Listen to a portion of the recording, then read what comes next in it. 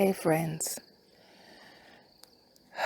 I am standing here thinking about how no amount of you desiring something to be the correct thing and the right thing for you can change the fact that it's not the correct thing and it's not the right thing for you.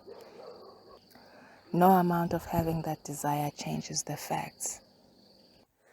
Nothing changes the facts. I'm reminded of many times where in the past, before I met my husband, I came across people whose lives were riddled with red flags.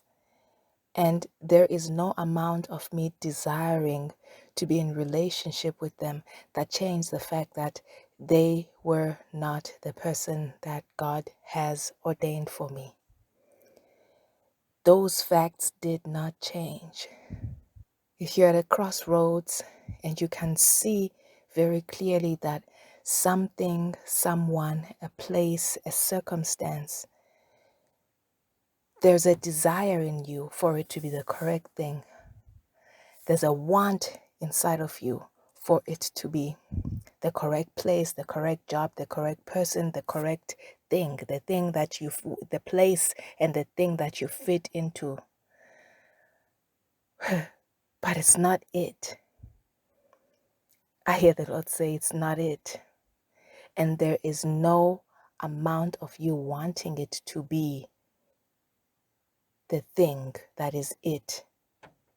There's no amount of your desire pushing behind you wanting it to be the correct thing that's going to change the fact that it's not the correct thing. And I hear the Lord say, be brave, take courage and take a leap and leave that thing, leave that place, leave that person, leave that circumstance and move on from it. It might seem like the best that you've ever had, whatever it is, a job, a person, a friendship, a relationship, a salary. He's saying no amount of you holding on to it, knowing it's not the correct thing, is going to change it and make it the correct thing. It might be the best you've ever had, but it's just a glimpse of the best God has for you.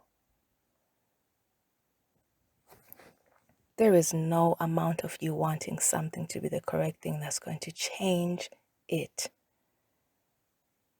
from the fact that it is not the correct thing. It doesn't fit. It is not compatible to you and it does not fit you. Your desire cannot override that. Your want cannot override that. Your desperation cannot override that. When something is not the correct thing for you, it's not the correct thing for you. When something doesn't fit, it doesn't fit.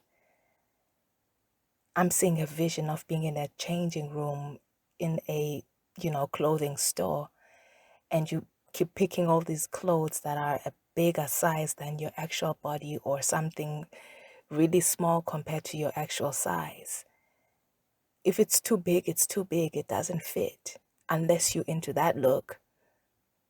If it's too small, it's too tight. It's not comfortable. It doesn't fit. If it's too big, it's not comfortable because it doesn't fit. It keeps falling off your shoulder. It keeps falling off from your waist. No matter how tightly you tie it at the waist, it just keeps falling off.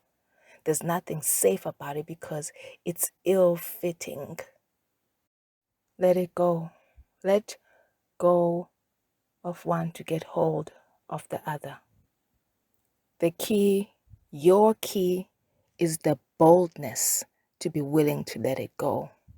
So you might still be hanging around it, or him or her, or there at that job, or whatever, that salary that's huge, but is not the correct thing for you. But the boldness is being ready to, when God opens a way out for you, and it might lead you to what might look like a demotion, let's say in the job place, or it may lead you somewhere else that doesn't make sense to other people but perfectly fits you. The key is your boldness. The key is your boldness and readiness to, when God opens a way in the door and makes a way for you out of that situation, for you to take his hand and walk out on that situation. If in your heart, that's your posture, you're ready to go. You might still be there physically, but you're ready to go.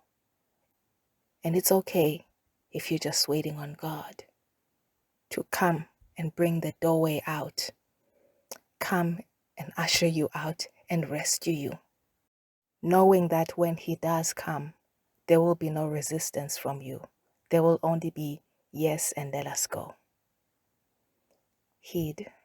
I'll talk to you next time. Stay blessed and be blessed.